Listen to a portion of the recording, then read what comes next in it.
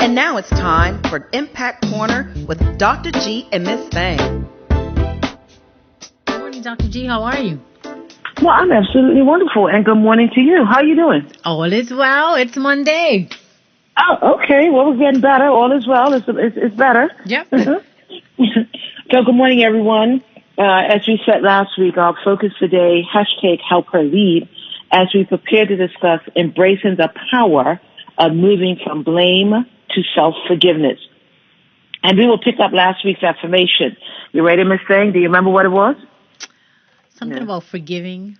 Okay, today I am forgiving. Yes. On a count of three, we'll do it together. 1, 2, 3. Today I am forgiving. Okay, #Help Her Lead. When we are able to self-forgive, we can move into that predestined place of growth, where new doors will begin to open, where your territory is increased. Why? Because you've repositioned our view of past hurts, the blame game, and moved into a place of forgiveness. In my book, Woman at the Well, a Ruha Elohim parable, there are a few lessons that Madeline, the main character, or Lynn, as she was loved by her granny, she learned from her Granny Gracie. And the preface reads thus: we all have history, some good, some bad, and some that we want to forget. We must also realize that our history defines our genetic makeup. Allow the good history to determine your destiny. The bad, if unchecked, will define your character. Therefore, become a student of your history, as it will keep you from making similar mistakes. Know that when you run from it, it will keep you in bondage. When things are in our very presence, we minimize, and in most cases, discount its value. When people are right there in our midst, we take them for granted. It is only when we lose them that we appreciate their value, which is too late to reclaim. I miss my Granny Gracie's stories. I long to hear her voice again, but now it's just a distant memory. Here's our story, the Ingley story, as Granny Gracie told me. This morning, we're going to briefly explore the transformative power of self-forgiveness for healing and personal growth, and examining a few of the detrimental efforts of blame or effects of blame and self-condemnation. Based on the preface I read from my book, all of us have history. Some of it is good, some of it is bad, and truthfully, there's some that we want to forget. But what if that history seems to be so engulfing that we struggle to get to the start line, much less than the finish line? We've allowed our bad history to define our character, and unfortunately, it drives how we act or respond in our situations today. And again, let's go back to our affirmation. Today, I am forgiving, and let's finish it. Me. And I do hear you. It's difficult to do. But remember a few weeks back, we spoke of self-talk and the power of words. Today, despite what we may be facing, let's tell ourselves, today is going to be a fantastic day. Today, I'm going to be both thankful and grateful. You see, my glass right now, no matter how much fluid that is in it, my glass experience today is half full. So there are two lessons in particular I raised out of my book. And lesson number 1, it reads thus: no matter how deep the inflicted pain is, learn to forgive. When we take the time to really look at self, not simply from an external view, but to begin to put on a piece of paper, I like to use toilet paper, really, what or who has hurt you. It may have been something said or done to you. When you start telling yourself or asking yourself, what lesson can I learn from that particular incident? For an example, I was raised in a physically abused environment. I remember more abuse than love. And because of that, I made a promise that if the Lord blessed me with children, I would not be a physically abusive mother. Did it work all the time? No, not really. But every day, as I faced or was reminded of my history, I truly focused on not allowing my bad history to define my character. In other words, I wouldn't take a time out when I felt myself becoming the something I didn't want. I guess what propelled me forward, I knew how much the abusiveness hurt me, and I didn't want to inflict similar pain on my daughter. Now about that toilet paper. You see, there are some things I really wanted to let go of, so I write it on the toilet paper. And the actual flushing down the toilet helps me to let it go, because I will never try to fish that paper out of the toilet. Yet, the key to moving from blame is to first acknowledge if you contributed to that particular situation. And if yes, own it. And then if you can take corrective action, then do it. And it doesn't have to be face-to-face. You can write it down, or you can email it, you can WhatsApp it, you can do the old-fashioned letter. But the goal is to begin to release yourself from the blame.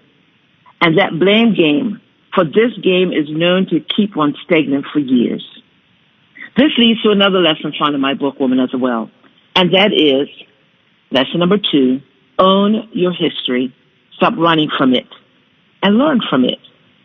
As long as you are alive, adopt an attitude to learn the lessons from your life experiences. Learn and don't run from them. In my circle of influence, what keeps me grounded is that I have a few friends, not many, whom I respect because they keep me grounded. They don't necessarily tell me what I want to hear, but they will always speak truth. Just find a similar situation. Know that blame and self-condemnation can have significant negative impacts on various aspects of our lives. And again, I have to repeat this. I am not a psychiatrist or psychologist, but I'm sharing my life with you, praying that it will assist you to want to get assistance and or to help you to self-forgive.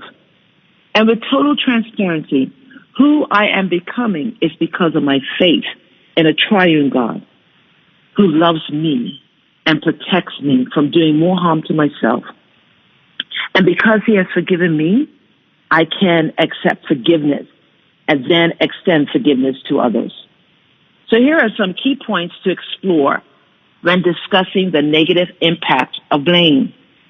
Number 1, it hinders personal growth. Blame tends to keep us stuck in a cycle of negativity and self-judgment. When we constantly blame ourselves or others for our shortcomings or mistakes, we limit our ability to learn from those experiences and grow as individuals. It hinders our personal development by preventing us from taking risks, trying new things, and embracing challenges. Thus, the negative impact of blame also affects our mental health. Blame can take a toll on your mental or our mental well-being. Constantly blaming ourselves leads to feelings of guilt, shame, and self-doubt. These emotions can contribute to anxiety, depression, low esteem, and that's a few that I've just mentioned. Blame also perpetuates negative thoughts through patterns, creating a cycle of self-criticism and rumination that negatively impacts our mental health. I'm telling you, blame strains our relationships. Blame doesn't only affect our relationship with ourselves, but also has an impact on interactions with others. When we habitually blame others for their actions or hold grudges, it creates tension and conflict in our relationships. Blaming others instead of taking responsibility for our own emotions and actions can erode trust, create resentment, and hinder effective communication. How about it just impedes problem solving? Blame often leads to a focus on assigning fault rather than finding solutions. And when we're stuck in a blame mindset, we are less likely to engage in constructive problem solving and collaboration. This can hinder progress, prevent conflict resolution, and hinder personal growth. Last but not least, it creates a negative environment. Blame tends to create a toxic and unhealthy environment. So much so that people that love us don't want to be around us, whether it is within ourselves or in our relationship. That toxic and unhealthy environment, constant blame, and self-condemnation create an atmosphere of negativity, defensiveness, and hostility. And this negative environment stifles creativity. It stifles open communication, and definitely it stifles teamwork. By understanding the negative impact of blame, we can begin to shift our mindset towards self-forgiveness, personal growth, and healthy relationships. It is important to acknowledge that mistakes and setbacks are a natural part of life, and embracing a compassionate and growth-oriented approach allows us to learn, to heal, and to thrive. The one element about blame that I am learning, every time, Ms. Thing, I point my finger to accuse, no matter how gracefully I try to point, I typically have at least 3 fingers pointing back at me. So today, we have the opportunity to begin something different. Why? Because you are the composer with the pen. Begin transcribing your new destiny. It's time to move forward and to begin harnessing the power of self-forgiveness. So today's nugget for newness. Face your history and make a conscientious decision to not allow the bad history to define your character. Remember, we all have history. Some good, some bad, and some we just simply want to forget. But I'm encouraging us today to be intentional, make a conscientious decision to not allow the bad history, the things that people said to you, the abusiveness, maybe be foul, whatever it is that had an impact on you. Usually the cliche is hurt people hurt people. But you know we can shift that. Think about how it impacted you before you launch out, before you say what's on the end of your tongue. And I know sometimes when we're angry, it just rolls off like water. But we're asking us to be intentional, especially as women. We are the nurturers for life. When we, the Bible says that there is life and death in the power of the tongue. I can't say to you, Ms. Thing, girl, you're absolutely wonderful. I see you doing great places and all those wonderful things, and then turn around and come back 5 minutes later because you didn't do something right and tell you how stupid and incompetent you are. Because eventually you're going to take on the lesser role, the role that I really don't want you to take. And then everything that you do, you start second-guessing yourself. So I want to close with this tagline. By embracing the power of self-forgiveness, we can liberate ourselves from the burden of blame. Our emotional wounds can begin to heal. We are then able to foster and nurture our personal growth. Letting go of blame opens a door to self-compassion. And I just heard this. So something rises up in you today and reminds you of what someone said to you, how it hurt you, and you're about to, maybe cry because it did hurt. I'm going to invite you to write that down on a piece of toilet paper, what it was, go in the nearest bathroom, drop it in the toilet, and flush it. And I dare you to go into the septic system and try to put those pieces back together again. So letting go of blame opens the door to self-compassion, empowerment, and healthier relationships, allowing us to embrace our authentic selves and live a more fulfilling life. Hashtag help her lead. Remember, you are the composer with the pen. Begin transcribing your destiny. Ladies, you've got this. And fellas that are tuned in, you got that too. Because blame is not, what's the word? It's not male or female. I couldn't think of the right word. Right. But be intentional today and begin experiencing the power of moving from blame to self-forgiveness. And so I'm praying that something said this morning has encouraged you. The ultimate goal is for our community to experience healing and personal growth. Then we can all flourish and thrive together. Next week, we will consider the art of self-forgiveness. exploring the concept of self-forgiveness as a transformative process that allows us to release that guilt, heal emotional wounds, and reclaim our power. So, Ms. Singh, just before I throw up my SMs, do you have anything you want to say? No, I have listened intently, so I'm going to take what I need, and I'm sure the rest of the listening audience will take what they need as well. Well, again, it's just that of late, many conversations I'm having with people, and even having with myself, it's been very emotional.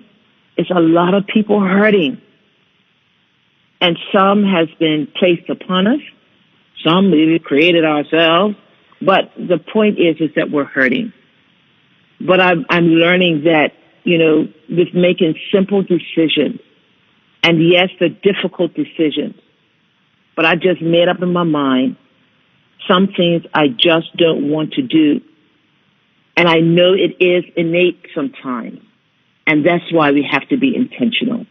So I invite you to follow me on any of my SM platforms, Facebook at Godwin International, Twitter at Godwin INTL, email me at info@godwininternational.org, and LinkedIn, Georgette Prime-Godwin. Again, remember, you are the composer with the pen. Begin transcribing your destiny and be intentional today. Be impactful today. And remember, today I am forgiving me. So that's it for me, Ms. Singh. Have a wonderful day. To my audience, have a wonderful day, and we'll catch up with you next week, same place, same time. All right. Thank you so much, Dr. G. Have a great day. You too. Bye-bye now. Bye-bye.